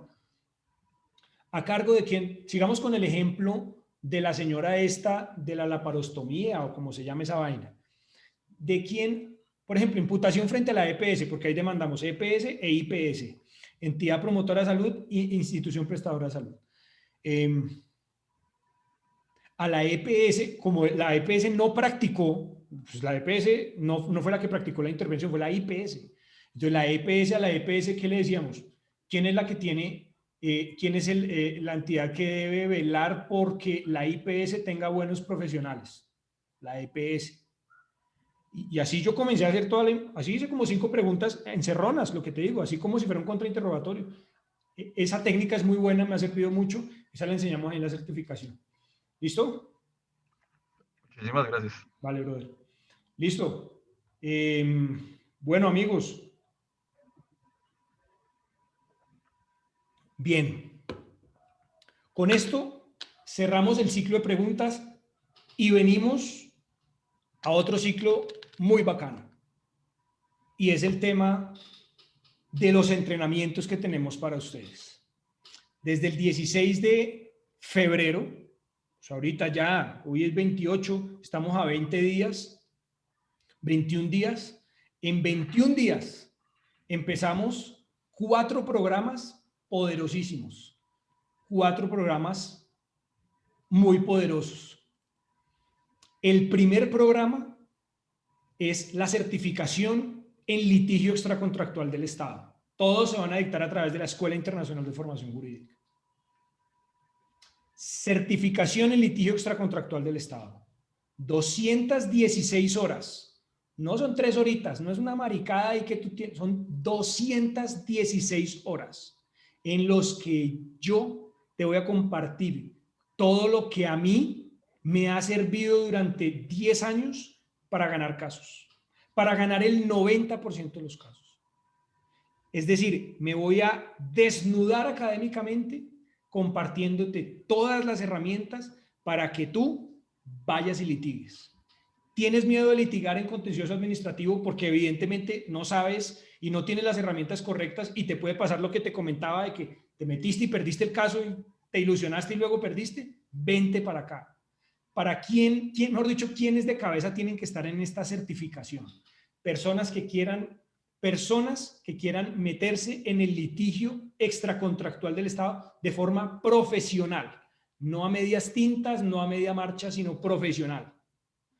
¿Tú de qué crees que depende los ingresos de una firma? Pues del éxito de los casos, en parte, y de que tú sepas seleccionar muy bien los casos. Pero si no tienes los elementos cognitivos para determinar si en un caso hay responsabilidad o no, perdón, te lo voy a decir así, vas a conseguir puros casos chichipatos. Te lo digo por experiencia. Al principio a mí me llegaron unos casos, yo recibí unos casos tan chimbos que no había responsabilidad y cuando había poquita plata, acá vas a poder aprender a liquidar perjuicios para que tú aprendas a también sacar tus honorarios. Pero no solo eso en la parte práctica, sino que te voy a dar todas las herramientas práctico-jurídicas para que puedas ir allá y por supuesto resquebrajar cualquier teoría del caso de la contraparte para que puedas ganar. Otras personas que les interesaría esto es, bueno, eso en relación con abogados, digamos, individuales. Otro para personas que ya tienen una firma y quieren abrir el espacio de contencioso administrativo. Estas personas, si se vienen a entrenar, van a tener la posibilidad de abrir ese campo de contencioso administrativo con toda. Súper, súper bien. 216 horas que están divididas en 3 módulos. 3 módulos. Primero, responsabilidad extracontractual del Estado. tiene una duración de 60 horas virtuales sincrónicas. Es decir, nos vamos a reunir, vamos a determinar una fecha y unas horas y nos vamos a reunir durante un semestre a darle a este tema. Segundo, derecho procesal administrativo, 96 horas, 96 horas, no 20, no 30, 96, pregrabadas. Eso implica que las vas a poder adelantar a tu ritmo. Hoy no pudiste, mañana puedes. 96 horas en las que, ojo con lo que pasa, casi que yo comento cada artículo del Código de Procedimiento Administrativo y de lo Contencioso Administrativo. Los artículos más importantes del código, yo los comento, los analizo y doy mi opinión y digo, mire, esto es así, así, así, y acá debería pasar esto, esto es esto, esto es esto. Seguramente tú has pasado por clases de derecho procesal. ¿Cuáles son las dificultades de las clases de derecho procesal? El profesor o la profesora que va a leer un código. Acá no somos lectores de códigos, somos críticos y analíticos de códigos, para que cuando tú, el día de mañana, tengas que defenderte en las arenas judiciales, tengas las herramientas críticas para poder aplicar el código de forma correcta. 96 horas. Y cerrando, tenemos el curso especializado o el seminario de técnicas de litigación oral para asuntos no penales. Técnicas de litigación para asuntos no penales. Es decir, ahí te enseño a crear teoría del caso, a crear alegatos de conclusión, a determinar cuáles son las objeciones que puedes elevar, preparar el testigo, objeciones, preguntas, respuestas. Mejor dicho, ahí te paso todos los elementos prácticos para que en un interrogatorio puedas respaldar tu teoría del caso y para que en un contrainterrogatorio puedas demoler a la contraparte. Demoler a la contraparte. Así de sencillo. El éxito de un caso, entre otras, es la perfecta creación de una teoría del caso. Y allá te voy a enseñar, entre otras, ese tipo de cosas. Te digo, me desnudo académicamente dándote todo por este valor de inversión. 2.600.000 pesos. ¿Cuánto vale te pregunto, ¿cuánto vale un iPhone en este momento? Vale 7 millones, 9 millones de pesos. Un iPhone, un aparato. Te propongo lo siguiente, cómprate el iPhone que quieras, cómprate los carros que quieras, pero antes que eso, invierte acá para que lo que tienes acá te genere dinero en tu bolsillo y ahí sí te vas y te compras el iPhone. ¿Listo? Hoy, solo por hoy, te voy a hacer el siguiente regalo. Pasa de 2.600.000 pesos a 2.270.000 pesos. 2.270.000 pesos. Pasa de 2.600.000 a 2.270.000 pesos. ¿Cómo lo puedes separar? My friend, separas con el 30%, que lo puedes pagar con tarjeta de crédito, débito, le puedes pedir a la tía, lo que quieras. Pero ojo, bueno, y la diferencia nos podemos poner de acuerdo, ¿listo? Internamente por el chat de WhatsApp para determinar la forma de pago más cómoda que tú tengas, ¿listo? Obviamente con unos mínimos, ¿no? Pero también dándote unos plazos en unos días, ¿listo? El 30% ahorita, si no estoy mal, está con esta promoción, está en 665.000 pesos, 665.100 pesos, 665.100 pesos. Está el 30%. Solo si hoy separas tu curso con el 30%. Mañana no vale, mañana no vale. Mañana si tú me dices, ay no, que es que no puedo mañana, ¿qué puede pasar? No, hoy. Si tomas acción hoy, te regalo esa diferencia, que pasa de 2.600.000, que es un regalo porque acabas de encontrar todo mi conocimiento de la especialización en responsabilidad y daño resarcible del externado, todo mi conocimiento de la maestría en Derecho de Daños de la Universidad de Girona, la universidad más reconocida en Derecho de Daños en el mundo en habla hispana. Y 3, toda la consolidación de ese conocimiento a partir de la práctica durante 10 años. Por 2.270.000 pesos, que los puedes recuperar si eres muy buen negociante. En un caso que litigues, en un caso lo puedes, con el adelanto de un caso recuperas esto. Y con el adelanto de otros 2 casos te compras el iPhone si quieres. 2.270.000 solo hoy. Si te interesa, comunícate. Te voy a poner acá el WhatsApp. ¿Listo? Acá en el chat para todos. Si te interesa, igual lo voy a decir en voz alta, 314-476-1966. 314-476-1966. Empezamos el 16 de febrero y nos dice, mira, le puedes pedir la tarjeta de crédito a tu abuelita, a tu mamá, a tu tía. ¿Te puede hacer a través de tarjeta de crédito? Sí. ¿Débito? También. ¿Listo? Hoy. Los otros 3 programas, son 4, los otros 3 programas son los siguientes. Te había dicho, ese programa está compuesto por 3 programas, ¿cierto? Por 3 seminarios. Responsabilidad extracontractual del Estado, liquidación de perjuicios, derecho procesal administrativo y técnicas de juicio oral. Pues a su vez, los otros 3 programas son estos mismos, pero de forma individual. Es decir, el primer programa, mejor dicho, ya hablamos del primero, ¿no? Es la certificación. Luego, el segundo, que es ya individual, responsabilidad extracontractual del Estado y liquidación de perjuicios. 60 horas, sincrónicas. ¿Listo? ¿Cuál es el valor de inversión ahí? Normalmente, 1.500.000 pesos. Por supuesto, todos los cursos quedan certificados. Antes de seguir con esto, quiero decirte lo siguiente. Si te vienes por el paquete mayor, por la certificación, tienes una ventaja adicional, y es que vas a ser parte de la red de másteres que tengo yo, que corresponde a un conjunto de personas, abogados de varias ramas, incluso ex jueces de la República y demás, con perfiles muy buenos, que entre todos hemos creado lo que hemos denominado red de másteres. Digamos que en otros términos, un mastermind, una mente maestra, en donde todos nos apoyamos. Te voy a poner un ejemplo. Estamos en un grupo WhatsApp y es, oiga, venga, es que yo no sé cómo plantear esta estrategia de defensa, tengo este caso, ¿ustedes qué opinan? Y la gente opina. 20 cabezas piensan más que una. Y esas personas a mí me han ayudado a solucionar varios de los casos que he tenido. Es muy poderoso. Es una red de contactos poderosísima. Y este semestre se va a incrementar muchísimo porque hay varias personas que van a comenzar a ser parte de esa red. Por ejemplo, Leonardo Bolívar, que ya pagó su adelanto y se paró y dijo, esta es mi mejor inversión y me voy con toda.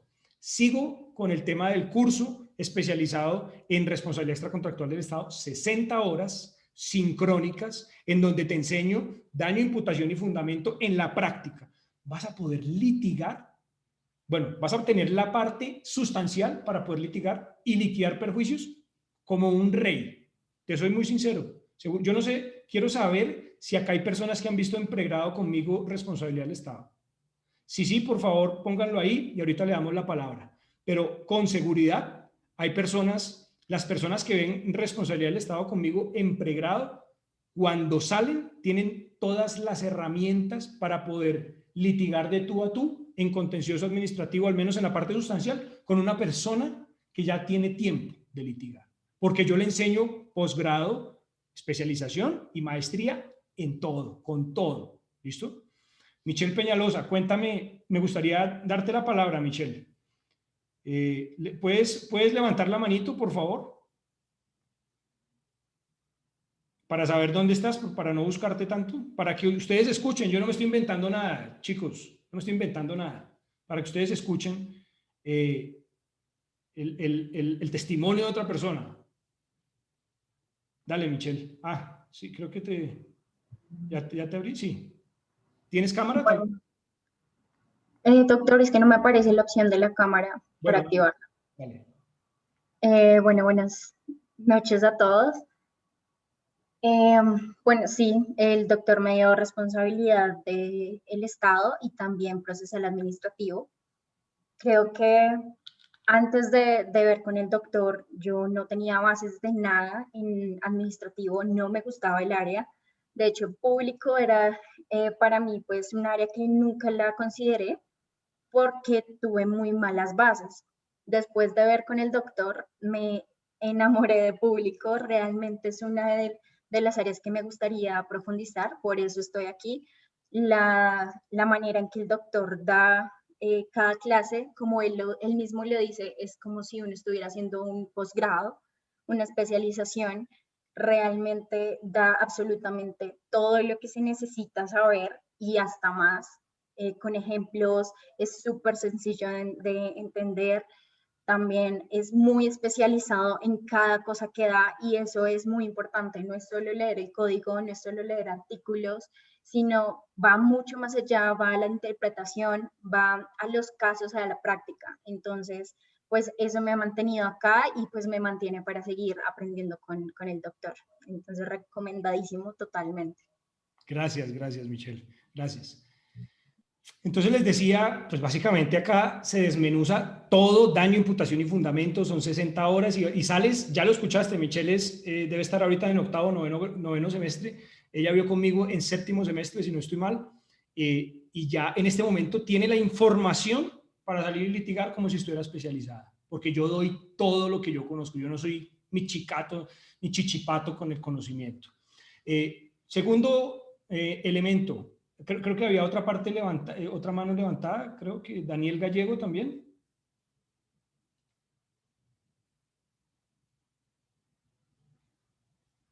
Daniel. Hola, ¿me escucha? Sí. Buenas noches para todos. Mi nombre es Daniel Gallego. Yo vi responsabilidad del Estado con el doctor Peñuela ya hace un tiempo. Digamos que es muy cierto lo que él habla desde su perspectiva profesional. Yo en lo personal me desempeño en el área de derecho privado. Sin embargo, estoy inmerso en muchos temas de responsabilidad y daño, en temas de seguros. Entonces, digamos que siempre que tengo la oportunidad de vincularme a estas clases que él da y, digamos, al conocimiento que él comparte, pues me meto de cabeza porque desde que yo vi con él era una de las clases de las cuales a la que yo realmente le ponía muchísima atención, por la complejidad y por la cantidad de información que nos daba, el conocimiento de la forma como nos lo daba y la forma de expresarse tan clara frente al área. Entonces, digamos que de principio las personas que en verdad le saquen el jugo total frente digamos, este curso en el desarrollo profesional, yo creo que a ojo cerrado hagan la inversión porque es algo que verdaderamente al inicio de un litigio, la primera parte la recuperas. Es muy cierto, estoy totalmente de acuerdo. Un excelente profesional y pues agradezco estos espacios cada vez que él tiene, le gusta compartir con nosotros este conocimiento. Buenas noches para todos. Gracias, Daniel. Ya has escuchado a dos personas que han sido estudiantes de las materias que yo he dictado y de programas que yo he dictado, y ya sabes la profundidad. Y nos vamos al último punto. Bueno, íbamos derecho, íbamos técnicas de... Bueno, programa primero, responsabilidad del Estado, 60 horas, pasa de, vale 1.500.000 y queda en 1.270.000 pesos. 1.270.000 pesos. Separas con el 30%, en este momento se me escapa cuánto es el 30%, pero si alguien me ayuda por favor con una calculadora mirando cuál es el 30%, lo haces hoy también. Hoy lo separas con el 30% y luego me contactas ahí por WhatsApp y vamos mirando a ver cómo te podemos ayudar para que tú puedas pagar. Te quiero ayudar, te queremos ayudar. Si yo fuera un mantacaño, no haría rebajas, no haría descuentos y no te permitiría tener la posibilidad de que puedas abonar en cuotas y demás. De 1.500.000 a 1.270.000. Luego tenemos el otro programa que tenemos, que sería el tercero, contando la certificación, sería Derecho Procesal Administrativo. De hecho, Michelle vio conmigo Derecho Procesal Administrativo, 96 horas. 96 horas. Ya la escuchaste, comentando artículo por artículo los más importantes y no leyendo, analizando, para que aprendas las reglas de juego para que puedas litigar en contencioso administrativo. También el valor es el mismo. 1.500.000 queda en 1.270.000 hoy si separas con el 30%. Y finalmente, técnicas de juicio oral. También 60 horas, sincrónicas, es decir, nos reunimos, el de derecho procesal es pregrabado, Este no es pregrabado, sino que lo vamos a dar en vivo, ¿listo? Y ahí vas a ver todo lo relacionado con creación de la teoría del caso, cómo vas a preparar a tu testigo, cómo vas a preparar a tu perito para el interrogatorio, para el contrainterrogatorio, objeciones, alegatos, todo para litigar, ¿listo? ¿Cuánto vale? Pasa de 1.500.000 a 1.270.000 pesos si cancelas hoy y si separas hoy con el 30%. ¿Listo? Con el 30%. Bien. Entonces, chicos, de esta forma les dejo acá la invitación para que en este momento decidas. Mira, este momento es un momento decisivo para ti. Este momento es un momento decisivo para ti. Así te lo pongo, así de claro te lo pongo. Es un momento decisivo para ti. ¿Tú quieres montar tu propia firma? ¿Tú quieres ganar casos? ¿Tú quieres generar billete? Necesitas conocimiento. Yo te puedo dar ese conocimiento. Yo te voy a compartir ese conocimiento para que luego vayas y, como te digo, si te quieres comprar el iPhone y demás, lo hagas. Si te interesa y quieres tomar acción hoy, contáctanos por WhatsApp 314-476-1966, 314-476-1966. Igual te dejé ahí en el chat el número y me dices, my friend, estoy interesado, quiero sacarla del estadio, quiero capacitarme en contencioso administrativo, quiero ganar billete litigando, y con mucho gusto te ayudo. De mi parte, no tengo nada más por decir, salvo que haya alguna pregunta, y con eso cerramos el tema. Pregunta sobre todo esto que estamos hablando de la parte de cursos y demás. ¿Listo? Bueno, listo. No, como que si hay preguntas. ¿Sí? Me confirman por favor en el chat si hay preguntas, que no sé si alcancé a bajar la mano de otras personas, de todas las personas, si son personas antiguas o qué. Bueno, listo, no hay preguntas. Amigos, mil gracias por esto, por su tiempo para alimentar estos espacios. Y bueno, ahí... bueno, Darwin López tiene una pregunta. Darwin López. Pero, ¿le puedes levantar la manita? Ok, ya te vi. Darwin, te escucho.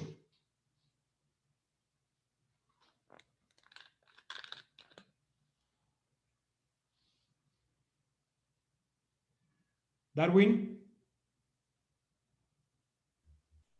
¿Me escuchan? Sí, señor.